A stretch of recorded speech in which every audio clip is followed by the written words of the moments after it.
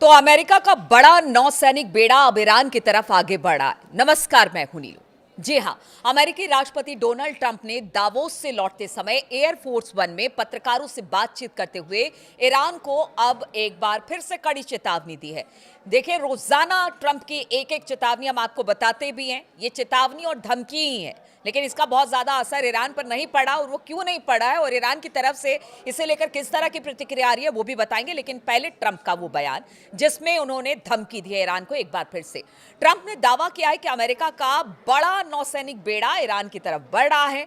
Trump ने Iran को चेतावनी देते हुए कहा कि अमेरिका उसकी तमाम गतिविधियों पर करीब से नजर रखे हुए है और अमेरिकी नौसेना का एक बड़ा बेड़ा उस दिशा में जा रहा है।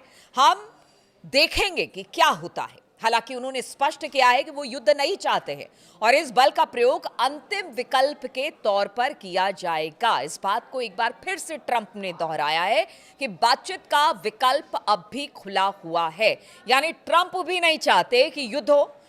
इसीलिए हम कह रहे हैं कि बार बार ट्रंप की तरफ से नई नई धमकियां ईरान को लेकर सामने आ रही है और ईरान भी इससे लेकर बहुत ज्यादा डरा हुआ नहीं है, क्योंकि ईरान का रुख बिल्कुल ट्रंप को लेकर साफ है, अमेरिका को लेकर साफ है, इजराइल को लेकर साफ है। लेकिन ट्रंप की इस चेतावनी के बाद ईरान को लेकर अमेरिकी कार्रवाई की आशंका अब तेज हो गई है। ट्रंप का जो बयान इस दौरान सामने आया वो एग्जैक्ट क्या है वो आपको बताते हैं। तो स्विट्जरलैंड के दावोस में विश्व आर्थिक मंच से लौटते समय ट्रंप ने कहा, हमारे बहुत सारे जहाज उस दिशा में जा रहे हैं, हमारी एक बड़ी फोर्स ईरान की ओर जा रही है। उन्होंने आगे कहा कि मैं नहीं चाहता कि कुछ भी हो, लेकिन हम उन पर बहुत करीब से नजर बनाए हुए हैं। लेकिन साथ ही ट्रंप ने यह भी कहा कि हो सकता है कि हमें इसका इस्तेमाल करने की जरूरत ही ना पड़े। देखिए, ट्रंप मतलब दोनों तरफ का रास्ता लेकर चल रहे हैं, बातचीत भी और युद्ध को लेकर धमका भी रहे हैं। लेकिन बातचीत के लिए भी अपने रास्ते उन्होंने खोल रखे हैं और ये बहुत दिनों से हम देख रहे हैं कि ईरान को लेकर बहुत संभल कर अमेरिका और ट्रंप की तरफ से बयान आते हैं, यानी विकल्पों की भी बात होती है बातचीत के और साथ ही युद्ध की धमकी भी दी जाती है। अब हम आपको बताते हैं कि ट्रंप जो है वो ईरान में हो रहे विरोध प्रदर्शन में प्रदर्शनकारियों के साथ है, क्योंकि पीछे जिस तरह के बयान ट्रंप ने दिए उससे तो यही लगा। प्रदर्शनकारियों पर हो रही कार्रवाई को लेकर ट्रंप ने बार बार ईरानी शासन को अमेरिकी सैन्य कार्रवाई की धमकी दी। ट्रंप ने कहा कि तेहरान के खिलाफ बल प्रयोग की धमकी देने के बाद प्रदर्शनकारियों की 837 फांसी की सजाओं को रोक दिया गया। ट्रंप कह रहे हैं ऐसा कि हमारे कहने से रोक दिया गया। उन्होंने ये भी पुष्टि की कि वो ईरान के साथ बातचीत के लिए तैयार हैं। ईरान में हुए विरोध प्रदर्शन के दौरान मारे गए प्रदर्शनकारियों की ईरानी अधिकारियों ने बुधवार को पहली बार आधिकारिक संख्या भी जारी की। ईरानी अधिकारियों के अनुसार 3117 लोग मारे गए। वहीं इसको लेकर मानवाधिकार समूहों का कहना है कि मृतकों की वास्तविक संख्या इससे कहीं अधिक हो सकती है। ये ह्यूमन राइट वाले कह रहे हैं।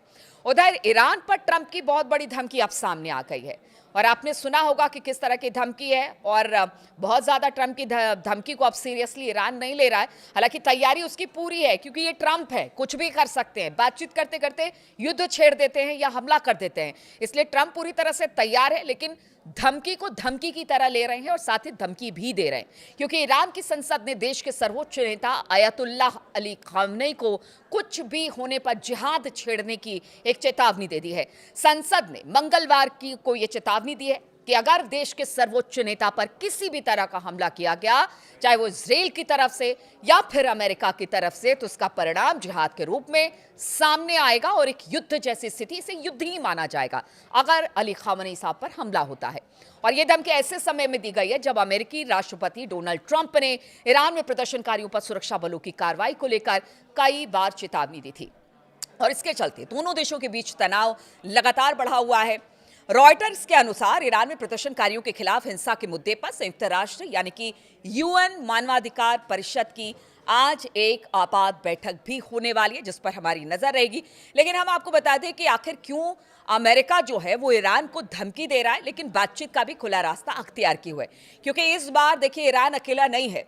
हालांकि ईरान की तरफ से इस तरह की तैयारी की गई है कि उसकी तमाम मिसाइलें और एक से एक मिसाइलें जो बिल्कुल अमेरिकी ठिकानों पर, सैन्य ठिकानों पर और इजराइल के अलग अलग जगहों पर, यहां तक कि उनके शहरों की तरफ भी अपना मूल मतलब एक तरह से कह लीजिए कि तैनात कर दी गई है। उनका मुंह, इन मिसाइलों का मुंह इन्हीं सब तरफ है और पूरी तरह से तैयारी है। लेकिन सिर्फ ईरान ही नहीं बल्कि इस बार तो रूस और चीन ने भी एक तरह से कह दिया है कि पूरा समर्थन देने का ऐलान ईरान को कर दिया है। अब ऐसे में कहा जा रहा है कि अगर युद्ध होता है तो फिर ईरान कितने दिन तक टिक पाएगा।